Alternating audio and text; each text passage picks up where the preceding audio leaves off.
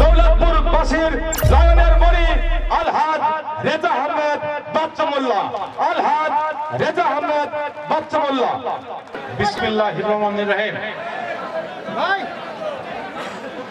বাংলাদেশ জাতীয়তাবাদী দল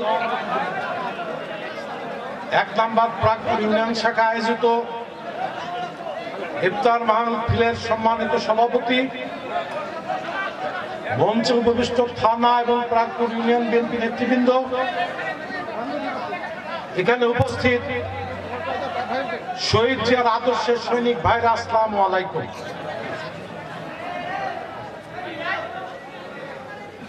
আমি একটু অসুস্থ, একটু বক্তব্য দীর্ঘায়িত দেব না, জোরেও দিতে পারবো। আমি কথা দিয়েছিলাম ঢাকায় থাকতে, অসুস্থতার পরও আমি আপনাদের প্রোগ্রামে হাজির হয়েছি। গতকাল পিয়ারপুর ইউনিয়নের প্রোগ্রাম ছিল, ওখানে আমাকে প্রধান অতিথি করা হয়েছিল, কিন্তু আমি গতকাল যাই নাই। এরপর আরো কয়েক ইউনিয়ন হবে, আমার নিজের ইউনিয়নেও হবে। মূলত 14 ইউনিয়নে 22 তারিখে চিলমার ইউনিয়ন হবে। আজকে 2 ইউনিয়নের টাইম আমি দেব। আমার অসুস্থতার কারণে মূলত 14 ইউনিয়নের প্রোগ্রাম করা সম্ভব হলো না এবার। তবে ঈদের পর 14 ইউনিয়নে আমি জনসভা করব। আমার একটি অনুরোধ থাকবে, আমি লক্ষ্য করছি আমার দলের কিছু নেতা বিভিন্ন ইউনিয়নে, আমার কিছু 2-1 জন আত্মীয় স্বজনও আছে, পয়সার কাছে বিক্রি হয়ে যাচ্ছে। আওয়ামী লীগ কি দেখছে না? আওয়ামী লীগের পক্ষ অবলম্বন করে সালিশ করতে যাচ্ছে। এইগুলি করা যাবে না, যাবে না, যাবে না। আসলে এই সুযোগটা পাচ্ছে, আমি কঠোর হতে পারছি না। কঠোর হতে পারছি না কারণ হচ্ছে আগামীতে নির্বাচন। এইখানে একটি গ্রুপ তৈরি হয়েছে, আপনারা লক্ষ্য করেছেন, যারা নাসির বিশ্বাসকে সাথে নিয়ে আপনাদের মাঝে এসেছিল, ওই গ্রুপটাই আবার আমার বিরুদ্ধে একটা অবস্থান তৈরি করার চেষ্টা করতেছে।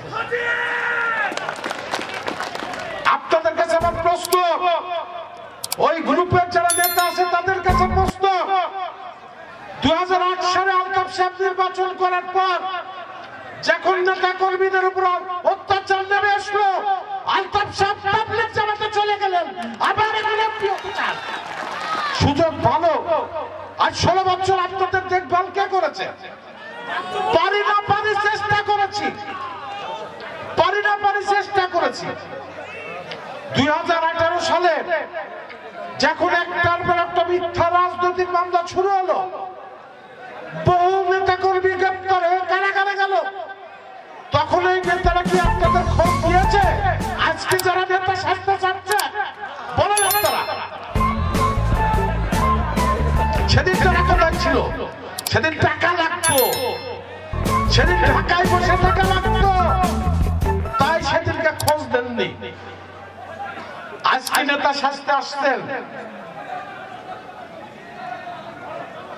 আপনাদের কোথায় আহ্বান, অতিথি পাখিদের আপনারা ঘৃণা করুন, যারা দুঃসময় আপনাদের পাশে থাকবে না, সুসময় আসলে এখন বড় নেতা হওয়ার চেষ্টা করবে।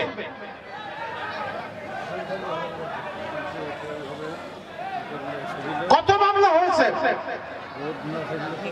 আমার বন্ধু অ্যাডভোকেট রমজান রামকৃষ্ণ বলেন নেতা, ঈদের দরকার থানায় ঈদের নামাজটা পড়ে না, বলেন আপনারা। এখন আসছে নেতা শাস্তি এমপি হতে, ওই একটা গ্রুপ তৈরি হয়েছে, বলেন আপনারা। তাদের সাথে কেউ কেউ যাচ্ছিল। তবে একটা কথা শুনে রাখুন, কোন বিএনপির নমিনেশন হয় তদন্তের মাধ্যমে, একবার না একাধিকবার তদন্ত হবে।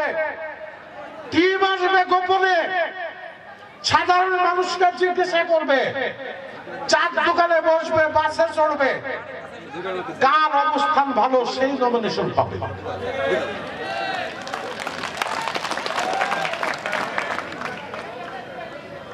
আজকে বিভিন্ন চক্রান্ত হচ্ছে, চূড়া চক্রান্ত করে লাভ হবে না। দৌলতপুরের মাটিতে,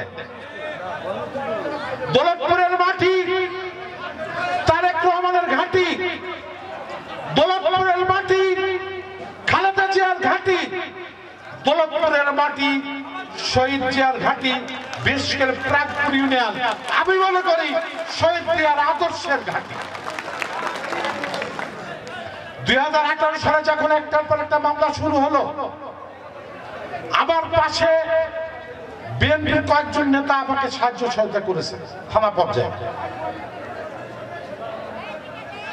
এই বিল্লাল চেয়ারম্যান, নেতা চেয়ারম্যান নজরুল সাহেব, ফজলু ভাটা, কলসিমনের মহাসিন, যারা অর্থনৈতিকভাবে কিছু সহায়তা করেছে। আমি জমি বিক্রি করে মানুষদের জামিন করেছি। যখন 18 সালে বিল্লাল চেয়ারম্যান, মোস্তফা চেয়ারম্যান, মঙ্গল সরকার গ্রেপ্তার হলো, আমিও জেলে গেলাম। জেল থেকে বাড়ি আমার টাকায় তারা জামিন হয়েছে, তাদের টাকায় তারা জামিন হয়নি।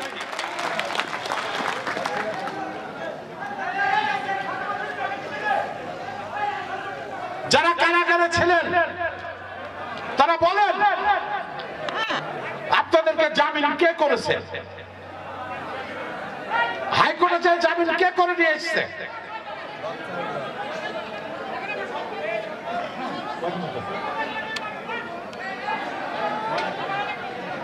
এই যে ফরিদ বিশ্বাস, আওয়ামী লীগ ক্ষমতা